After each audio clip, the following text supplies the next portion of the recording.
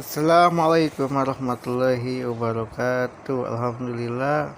Alhamdulillah bil alamin. Sekarang AMJ akan membahas tentang mahar. Apa itu mahar dalam Islam? Berikut penjelasannya. Mahar dalam Islam merupakan hak penuh yang dimiliki oleh perempuan yang tidak dapat diambil oleh keluarganya. Ini bertujuan sebagai bentuk penghormatan, penghargaan, dan perlindungan untuk wanitanya. Pernikahan identik dengan pemberian mahar. Mahar biasa diberikan kepada perempuan atau keluarga perempuan oleh laki-laki atau keluarga laki-laki, ataupun sebaliknya, di hari pernikahan.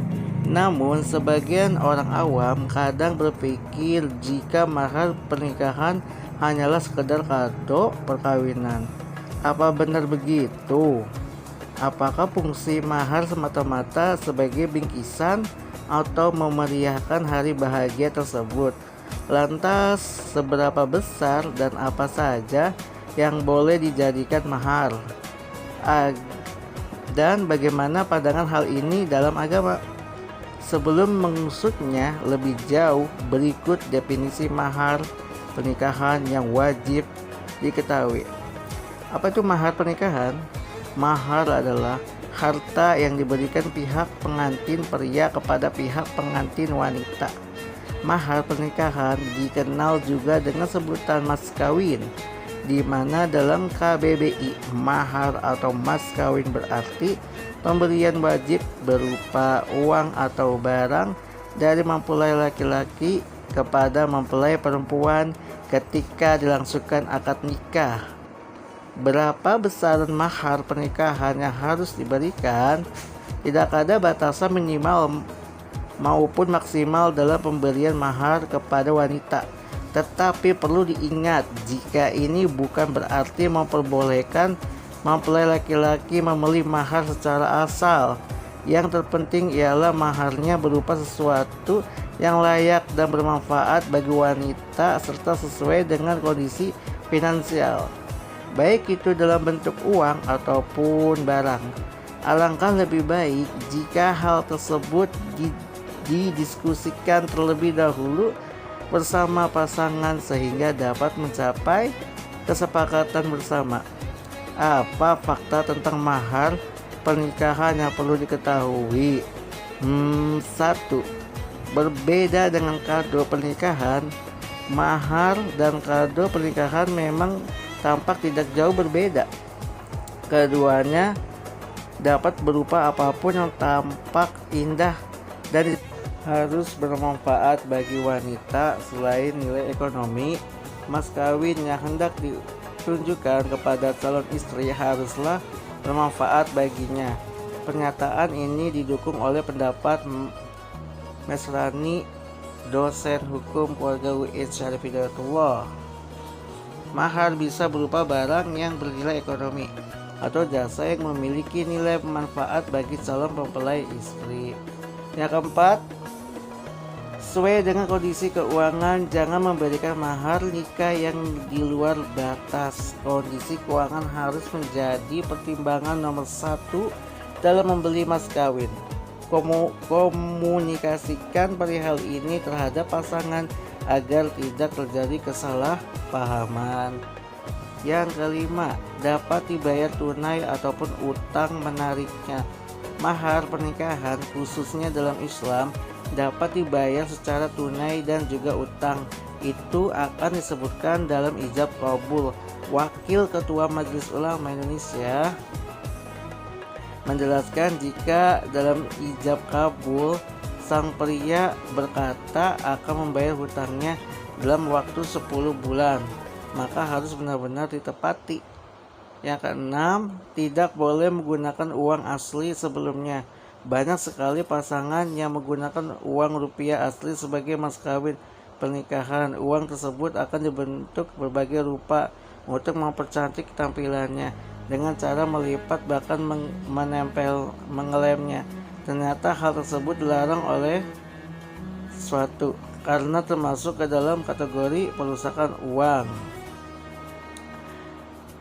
Bagaimana penjelasan mahar dalam Islam? Di atas merupakan penjelasan mas kawin secara umum. Lantas bagaimana pemberian mahar pernikahan dari sudut pandang agama, khususnya agama Islam? Setiap agama tentunya memiliki aturan dan penjelasan sendiri mengenai mas kawin tersebut. Agama Islam, termasuk agama Islam maksudnya, mahar dalam Islam merupakan salah satu syarat wajib agar ijab kabul dianggap sah. Mahar pernikahan dalam Islam juga menjadi simbol pembuktian bahwa sang suami mampu menafkahi istrinya. Mas kawin yang paling sering ditemui dalam pernikahan agama Islam ialah mahar uang tunai dan mahar seperangkat alat sholat. Apa fungsi mahar dalam Islam? Fungsi mahar pernikahan dalam Islam telah dijelaskan dalam Al-Quran dan hadis, diantaranya 1. Pembeda pernikahan dengan mukhodanah. Fungsi mahar dalam Islam yang pertama adalah sebagai pembeda antara pernikahan dengan mukhodanah.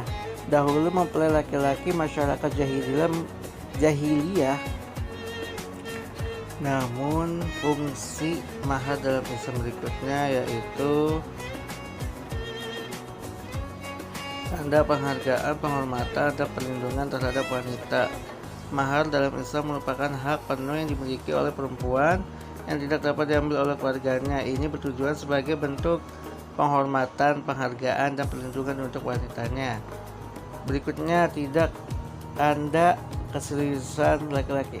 Pemberian mas kawin oleh seorang laki-laki kepada wanita merupakan bentuk keseriusan dan cinta kasih sang calon suami terhadap calon mempelai wanita. Karena itu, pemberian mas kawin harus dilakukan tanpa paksaan maupun beban dan diniatkan untuk memuliakan wanita yang akan menjadi istrinya.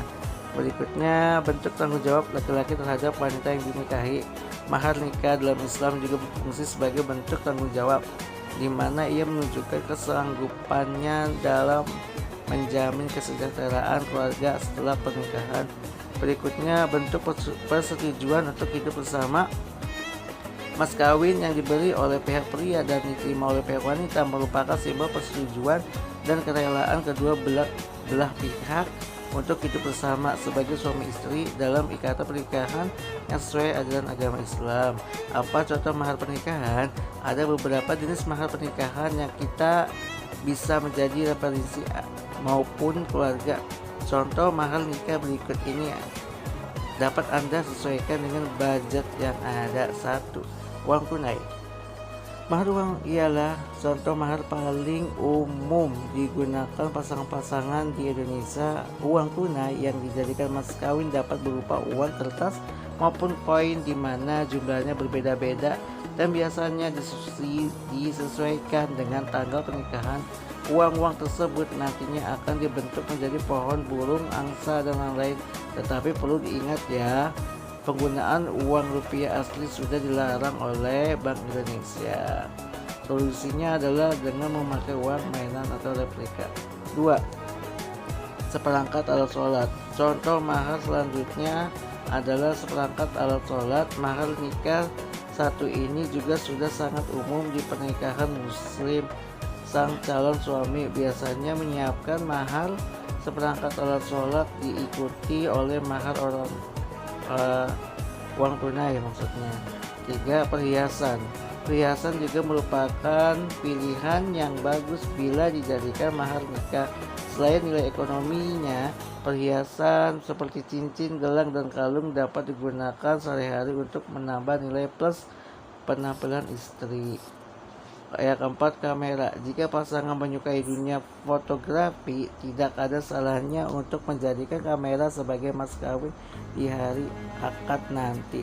Selain unik dan beda dari yang lain, kamera tetap memiliki nilai ekonomi yang baik dan berguna untuk waktu yang lama. Yang 5, tas. Memberikan barang branded seperti tas juga boleh dipertimbangkan dalam memilih mahar pernikahan. Mengapa? Karena tas berjenis ini bisa diperjualbelikan sehingga dapat dikatakan memiliki nilai ekonomi yang cukup oke. Yang keenam, emas. Contoh mahar nikah lainnya yaitu emas. Banyak yang berkata jika emas adalah investasi terbaik sebab kemungkinan harga jualnya turun sangatlah kecil. Jika memang turun, tidak akan melewati harga beli. Dalam arti lain, investasi emas memiliki risiko kerugian yang rendah. Kesimpulan, mahar adalah hal wajib dalam pernikahan, di mana calon suami memberikan calon istri sesuatu atau harta yang layak baik dalam hal nilai ekonomi maupun manfaat. Tidak ada angka minimal dan maksimal dalam pemberian mahar pernikahan. Oleh sebab itu, sesuaikanlah dengan kondisi keuangan yang ada. Alhamdulillah, itulah paparan dalam mahar dalam pandangan Islam. Semoga sobat AMD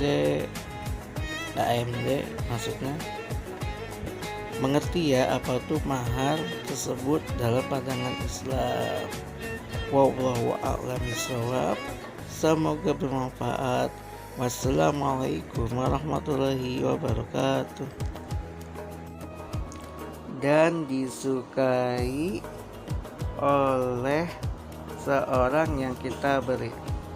Namun perbedaan terletak pada sifat dan esensinya, di mana mahar bersifat wajib dalam pernikahan dan dapat bernilai jika diuangkan. Sedangkan kado bukanlah sebuah keharusan yang harus diberi kepada pasangan dan sangat tidak etis jika diuangkan. Selanjutnya, mas kawin mempunyai esensi sebagai kekayaan istri yang memiliki guna, tidak seperti kado yang hanya berupa pajangan. Yang kedua, sepenuhnya hak istri. Sesuai definisinya, mahar diberikan kepada lelaki kepada perempuan. Maka dari itu, seluruh mas kawin tersebut merupakan hak milik istri sepenuhnya. Pihak dari anggota keluarga lainnya pun tidak bisa mengambilnya. Jika sang suami suatu saat ingin meminjam mas kawin yang telah diberikan, ia harus meminta izin pada sang istri.